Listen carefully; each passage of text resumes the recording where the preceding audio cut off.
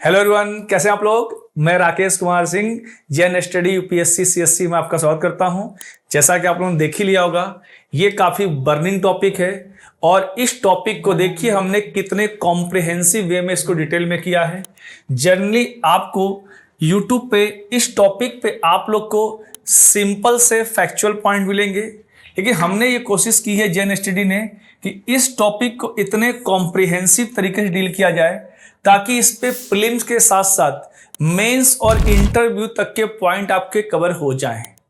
तो आप सोचेंगे सर ऐसा क्या है। ये तो न्यूज़ आप लोगों ने डेफिनेटली हिंदू या न्यूज़पेपर कवर कर रहे होंगे तो आपने कवर कर लिया होगा, लेकिन हमने इसको काफ़ी अलग तरीके से रिप्रेजेंट किया है आपके लिए। तो देखते हैं, चाइना वर्ल्ड का लार्जेस्ट डैम कंस्ट्रक्ट कर रहा है किस पे? ब्रह्मपुत्रा रिवर पे।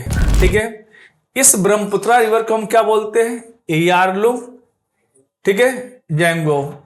ये ध्यान रखेंगे, ये चाइना में एक डैम है जिसका नाम है थ्री गॉर्जेस डैम।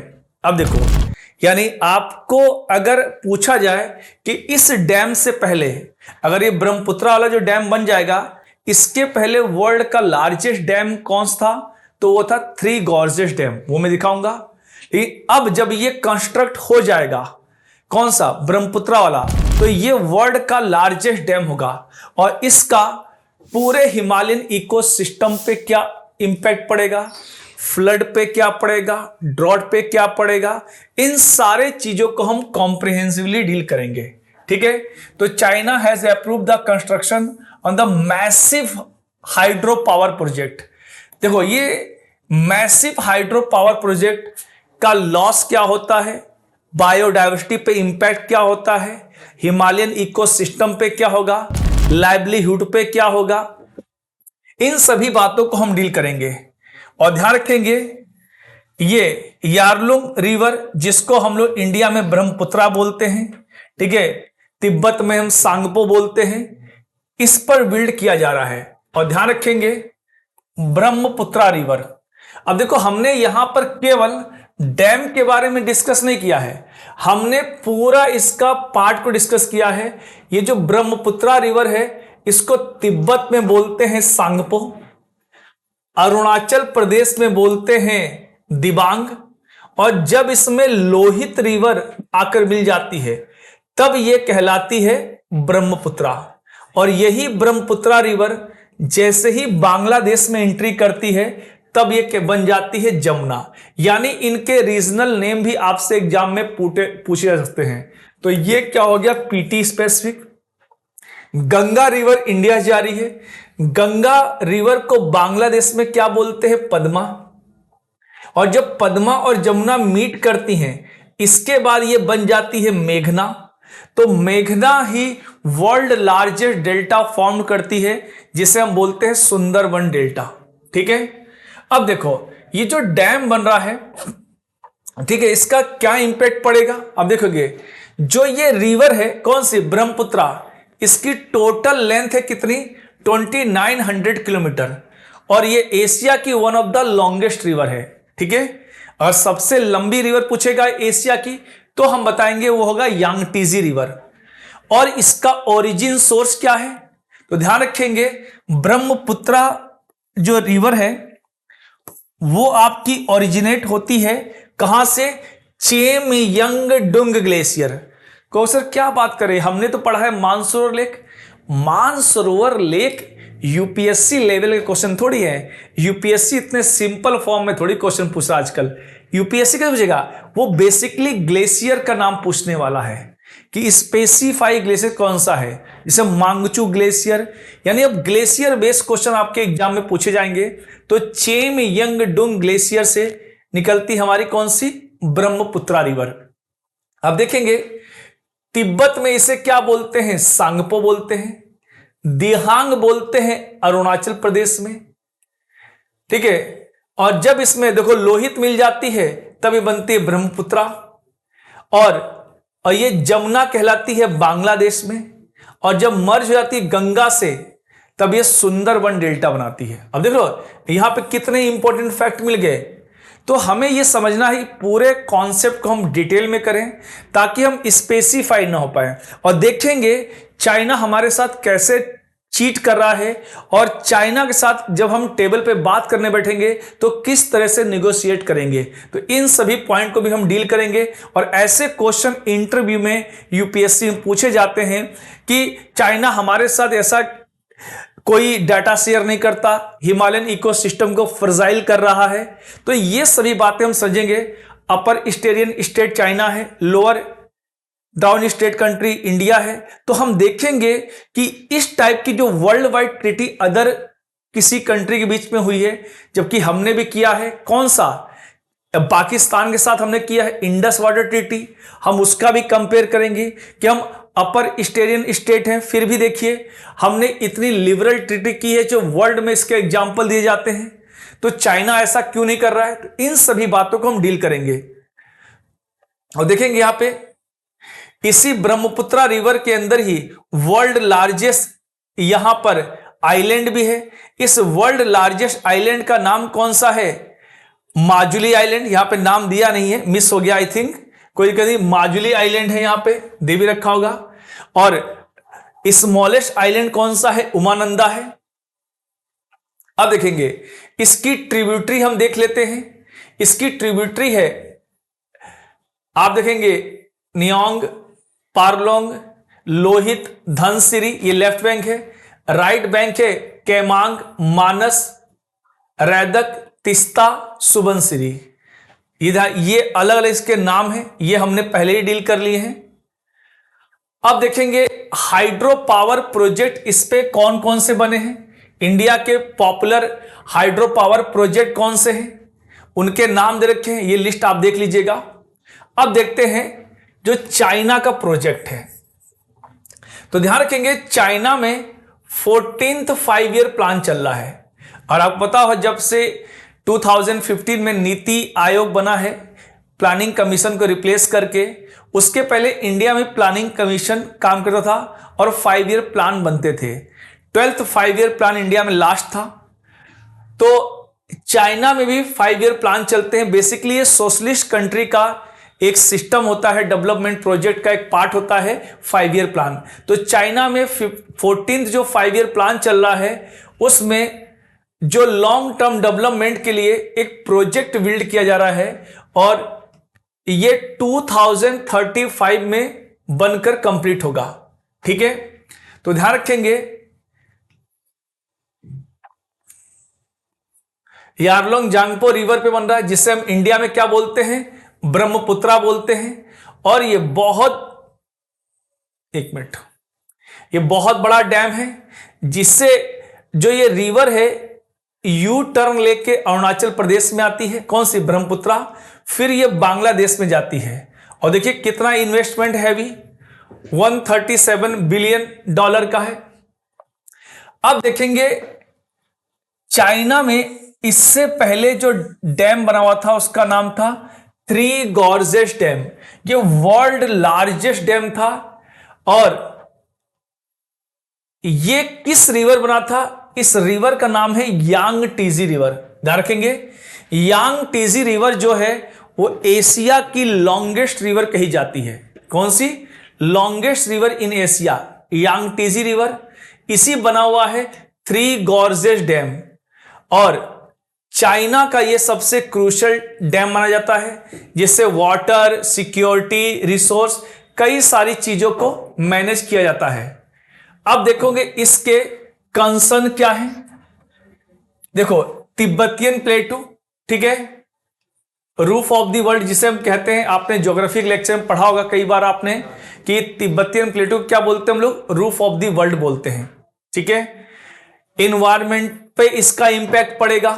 ठीक है, लोकल इकोसिस्टम जो होगा उस पे रिस्क आएगा, पूरे एग्रीकल्चर एंड बायोडाइवर्सिटी पे इसका असर पड़ सकता है।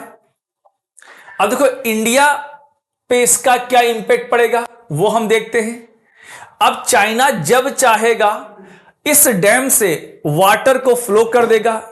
फॉर एग्जांपल मॉनसून सीजन में अगर ये डैम ओवरफ्लो हुआ तो सडनली वो डैम के गेट खोल सकता है, जिससे वो जब चाहे अरुणाचल प्रदेश और असम में हैवी फ्लड ला सकता है, यानी वो कंट्रोल करेगा इस पे। समर की बात करें, अब समर में मान लीजिए ऑलरेडी रेनफॉल कम है, वो उस डैम को बंद कर देगा, जिससे इंडिया में ड्रॉट लाइक प्रॉब्लम हो जाएगी। तो ये बहुत अच्छे से वाटर को कंट्रोल कर सकता है। तो ये हमारा बहुत बड़ा कंसर्न है। अब जब बड़ा डैम बनेगा तो डेफिनेटली वहां पर बहुत सारे वाटर को होल्ड किया जाएगा। जब वाटर होल्ड करेगा तो वाटर नीचे की ओर स्विंग करेगा, जस्ट लाइक अ बलून। अगर इतना सारा पानी इसके अंदर जाएगा तो इस पार्ट पर प्रेशर पड़ेगा। इससे क्या होगा, हो सकता है 10 साल, 20 साल, 50 साल बाद ये डैम कोलैप्स कर जाए। और इसका बहुत अच्छा एग्जाम्पल इंडिया में है कोयना डैम का। कोयना महाराष्ट्र में एक डैम है और जिस पे क्रैक पड़ जाने से वहां पे एक अर्थक्वेक आया था, कब, 1993 में। और इसी के बाद से इंडिया में बिग डैम के प्रोजेक्ट को डिनाई कर दिया गया है। इसीलिए अब इंडिया में बड़े डैम नहीं बनते हैं, स्मॉल डैम। लेकिन चाइना इसके जस्ट अगेंस्ट काम कर रहा है, वो बिग और मैसिव डैम को कंस्ट्रक्ट कर रहा है। यानी ये लगता है कि इंटेंसिवली वो इंडिया के पूरे जो हिमालयन स्टेट है उनको डिस्टर्ब करना चाहता है और इंडिया को प्रॉब्लम क्रिएट करना चाहता है। तो ध्यान रखेंगे, तो ये उसकी पॉलिसी का पार्ट होता है कि ये डैम बना के इंडिया के जो हिमालयन स्टेट हैं उनके अंदर टेरर क्रिएट कर सकता है। ऐसा नहीं कि टेरर केवल बॉम्ब से होते हैं या मिसाइलों से होते हैं, आप इन सभी चीजों से भी सिस्टम को कंट्रोल कर सकते हैं अच्छे से। तो ये हमारा कंसर्न है। चाइना पहली बात तो कोई डाटा शेयरिंग नहीं करता है। जब डाटा शेयरिंग नहीं होगा तो हमें कैसे पता लगेगा कि यहां पर कितना वाटर फ्लो हो रहा है, कितना वाटर कम है। तो इस पे बात होनी चाहिए, ठीक है। और चाइना हमारे कंसर्न को समझे, ये हमारे लिए बहुत इश्यू है। इससे एग्रीकल्चर में जो ये वाटर में जो सिल्ट आएगा उससे हमारे एग्रीकल्चर पे निगेटिव इंपैक्ट पड़ेगा। वाटर फ्लो को वो कंट्रोल कर सकता है, यानी जब चाहे वाटर फ्लो को कम कर सकता है, जब चाहे वो बढ़ाकर फ्लडिंग कर सकता है, डिक्रीज करके ड्रॉट लाइक कंडीशन कर सकता है। हमारे असम या नॉर्थ ईस्टर्न स्टेट को इरिगेशन में प्रॉब्लम हो सकती है। ये सारी चीजें देखेंगे हम लोग। China control over the water flow could be use as a strategic tool, यानी वो स्ट्रेटेजिक टूल के रूप में इसको इस्तेमाल कर सकता है कि इंडिया से बोलेगा नहीं मानोगे मेरी बात तो मैं वाटर छोड़ दूंगा। तो ये कई सारी प्रॉब्लम हो सकती है। सिस्मिक रिस्क हो सकता है, जब इतना बड़ा डैम बनेगा तो अर्थक्वेक की प्रॉब्लम हो सकती है। ये सारे पॉइंट आप लिख सकते हैं, ध्यान रखें। इस पे प्रीलिम्स के साथ साथ मेंस पर क्वेश्चन पूछ सकता है कि जो चाइना डैम बना रहा है तिब्बत में, उससे हिमालयन इकोसिस्टम पर और नॉर्थ ईस्टर्न स्टेट के इकोलॉजी पे क्या निगेटिव इंपैक्ट पड़ेगा। तो इस पे अच्छा क्वेश्चन, इसीलिए मैंने इसको मेंस के अकॉर्डिंग डील किया बहुत अच्छे से। Ecological impact, the project could further disturb already fragile Himalayan ecosystem, आ गया ये पॉइंट। बायोडाइवर्सिटी पर निगेटिव इंपैक्ट पड़ेगा, इन्वायरमेंटल प्रॉब्लम होगी, डिफॉरेस्टेशन होगा। जाहिर सी बात, इतना मैसिव डैम बन रहा है तो डिफॉरेस्टेशन होगा, सॉइल एरोजन होगा। जब इतना सारा पानी जाएगा तो सॉइल एरोजन होगा। वाटर के साथ सिल्ट आएगा, सिल्ट हमारे ब्रह्मपुत्र रिवर के एरिया में डिपॉजिट हो जाएगा। लैक ऑफ ट्रांसपेरेंसी, क्योंकि चाइना कोई डाटा शेयर नहीं करता है, इससे हमें कोई डाउट है चाइना पे, चाइना का पर्पस क्या है एक्चुअल में। हालांकि चाइना पूरे वर्ल्ड में यही बोल रहा है कि देखिए हमें 2060 में नेट जीरो का टारगेट अचीव करना है, इसलिए ऐसा डैम बना रहे हैं।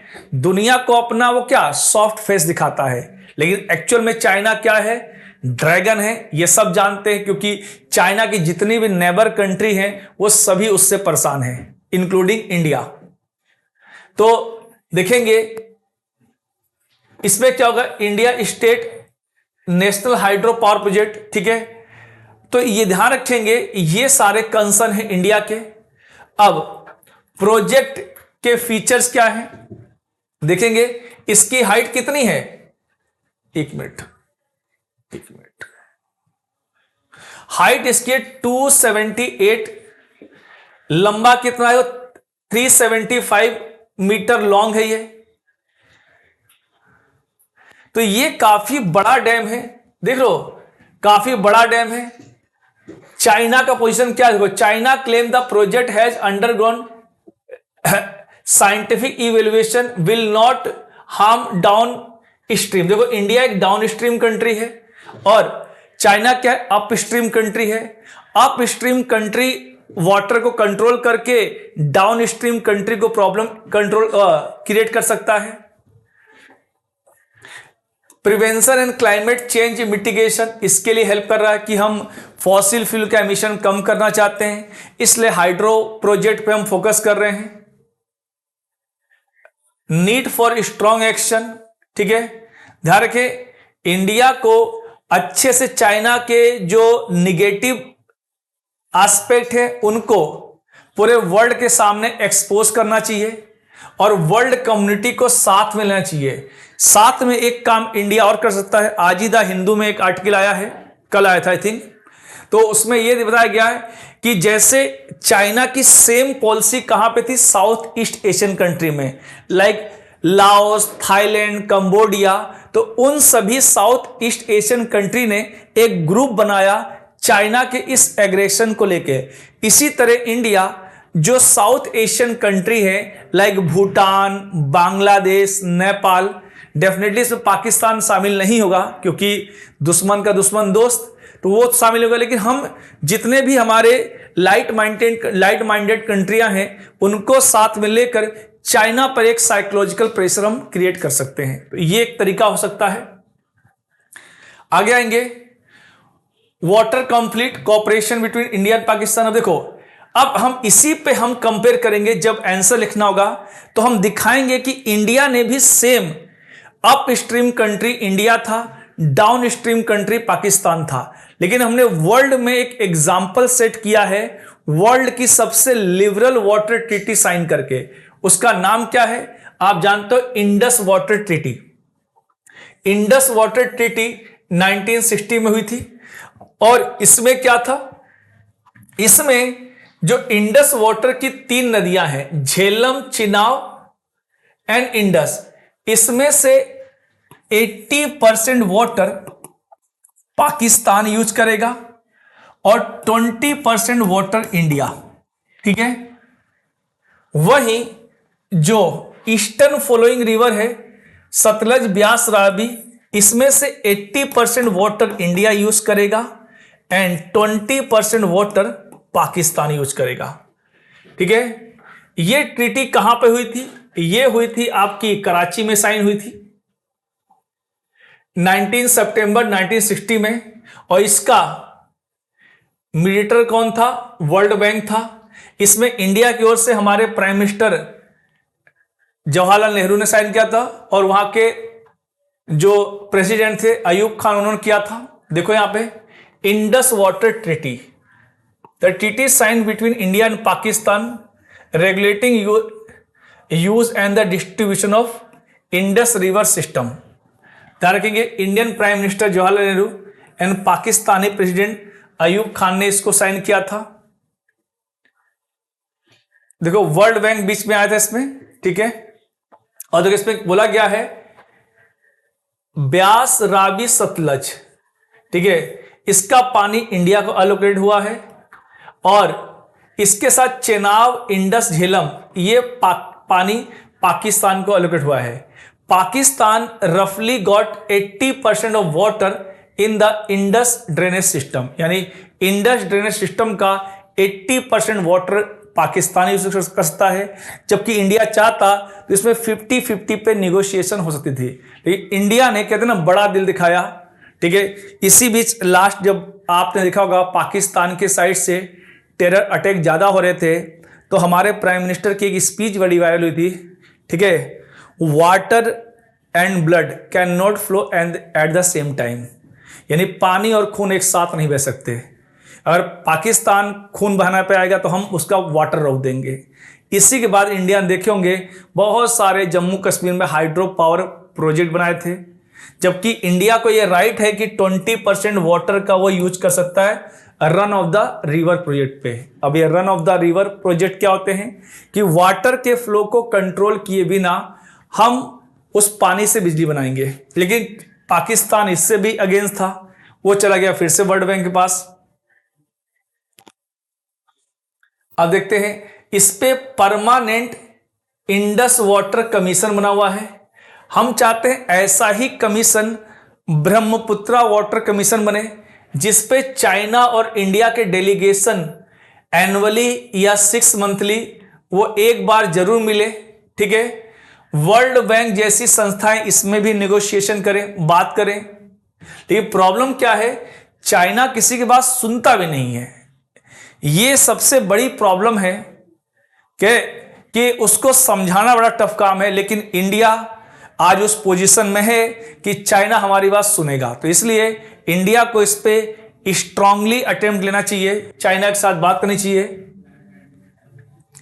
पॉलिटिकल टेंशन देखो, up stream dam project in India particularly Chenab and Neelum river are major source of conflict. ये पाकिस्तान वाली बात होगी, इस पे हम आगे चलते हैं। अब देखेंगे, अब बड़े डैम के प्रोजेक्ट को फेल माना जा रहा है, फिर भी चाइना नेचर के अगेंस्ट जा रहा है। जब बड़ी बड़ी कंट्रियों ने बिग डैम प्रोजेक्ट को डिनाई कर दिया है, फिर भी चाइना वही काम कर रहा है, क्योंकि जो बिग डैम होते हैं इससे डिजास्टर आते हैं, बड़ी बड़ी प्रॉब्लम होती है। जैसे गुजरात में भी हो चुका है 1979 में। ठीक है, कोयना डैम का मैंने एग्जाम्पल दे दिया है। जो टिहरी डैम है उत्तराखंड में, उस वजह से आपने देखा होगा टिहरी डैम बनने की वजह से उत्तराखंड में अर्थक्वेक की फ्रीक्वेंसी बढ़ गई है। वहां के अभी आपने जोशी मठ का एग्जाम्पल सुना होगा, जोशी मठ में जो घर हैं उनमें क्रैक पड़ गए हैं। तो ये सब क्या है, ये सब इंडिकेशन है वहां पे फ्लैश फ्लड आ रहे हैं, लैंडस्लाइड हो रहा है। तो ये सारे प्रॉब्लम है, इसलिए पूरे वर्ल्ड में बिग डैम क्या हो रहे हैं, फेल हो रहे हैं। इससे अर्थक्वेक की प्रॉब्लम आएगी, फ्लड की आएगी, हैवी रेनफॉल होगा। तो इसलिए इस चीज को हमें डिनाई करना चाहिए और चाइना के सामने ये बात खुल के रखनी चाहिए। इसी पे एक कमीशन बना था, चोपड़ा कमीशन। ठीक है, committee was appointed ministry of environment. ठीक है, कमेटी का सजेशन क्या था, no hydraulic power project should be build in the fragile region, यानी जो फ्रेजाइल रीजन है, ठीक है, उस क्षेत्र में हाइड्रो पावर प्रोजेक्ट ना बने, ध्यान रखेंगे। तो ये सब पॉइंट आप मेंस के आंसर राइटिंग कर सकते हैं। अब मैंने क्या समझाया कि पहले आप बताएंगे चाइना का प्रोजेक्ट क्या है। ठीक है, चाइना हमसे किस बात पे कोऑपरेशन नहीं कर रहा है। इसी सेम लाइन पर जाके हमने पाकिस्तान से भी ट्रीटी कर रखी है, हमने काफी लिबरल एग्रीमेंट कर रखा है। चाइना ऐसा नहीं कर रहा है, तो चाइना पे इस मुद्दे बात कर सकते हैं। बिग डैम के प्रोजेक्ट को वर्ल्ड वाइड डिनाई किया जा रहा है, फिर भी चाइना उसके अगेंस्ट काम कर रहा है। तो ये सारे पॉइंट हम दे सकते हैं अच्छे से। इस पे सुप्रीम कोर्ट की भी इंटरवेंशन है। इस पे एक रिसेंट की न्यूज आपने सुनी होगी, मुल्ला पेरियार डैम। मुल्ला पेरियार डैम है केरल में, लेकिन रेगुलेट करता है तमिलनाडु, क्योंकि तमिलनाडु को इस डैम से पानी मिलता है और ये पेरियार रिवर पे है। ये 130 साल पुराना डैम है, इतना पुराना है कि कभी भी वो डैमेज हो सकता है। लेकिन केरल गवर्नमेंट चाहती है इसको बंद कर दिया जाए, लेकिन तमिलनाडु गवर्नमेंट चाहती है कंटिन्यू हो, क्योंकि कहते हैं ना ब्रिटिशर जहां जहां भी गए वो प्रॉब्लम छोड़ के चले गए। जब ये मुल्ला पेरियार डैम बना था तो उस समय ब्रिटिश गवर्नमेंट ने एक एग्रीमेंट किया था 999 यानी लगभग 1000 साल का एग्रीमेंट वो करके चले गए थे। सोचिए, जब वो उनको ये बिलीव था कि 1000 साल तक हम इंडिया में रहेंगे, लेकिन उन्होंने 999 साल का एग्रीमेंट करके चले गए थे। किस पे, मुल्ला पेरियार डैम पे, कि इसको रेगुलेट करेंगे, इसको कंट्रोल करेंगे, ये सारी बातें। लेकिन इससे क्या हो रहा है, ये डैम कभी क्रैक करेगा तो उस एरिया में सिस्मिक एक्टिविटी हो सकती है, अर्थक्वेक आ सकता है। जबकि आप जानते हैं जो पेनिनसुलर इंडिया है, ये एरिया अर्थक्वेक के बेस पे बहुत ही शांत है, कूल है, ये जोन 2 में आता है। यहां पे कोई भी अर्थक्वेक एक्टिविटी नहीं होती है। लेकिन इस टाइप के बिग प्रोजेक्ट बनेंगे या फ्रजाइल प्रोजेक्ट बनेंगे तो इससे इनको नुकसान हो सकता है। डैम सेफ्टी एक्ट, देखो पूरी चीज में लेके आया हूं। ये पीडीएफ बच्चों आप लोग को मिल जाएगी हमारे टेलीग्राम चैनल पे। इस पीडीएफ को डाल दूंगा तो इस पीडीएफ से आप अपने मेंस के, प्रीलिम्स के क्वेश्चन तैयार कर सकते हैं। ये मैं पूरा, इसीलिए हमारे चैनल पे एक बात आप ध्यान दीजिएगा, हम करंट के टॉपिक तो कवर करते हैं लेकिन उसको स्टैटिक्स के साथ जोड़कर करते हैं। ठीक है, जैसे मैं अभी नेक्स्ट वीडियो आपके लिए लेके आऊंगा, कैलिफोर्निया में फॉरेस्ट फायर हुआ है, उस फॉरेस्ट फायर के क्या इंपैक्ट पड़ेंगे इकोलॉजी पर, क्या वो एल नीनो से कोरिलेट है, इसको हम समझेंगे। वहीं पर इतना क्यों हुआ, तो ये सारी बातें हम समझेंगे। तो डैम सेफ्टी रूल है, इस पे ये काफी अच्छा क्वेश्चन आ सकता है।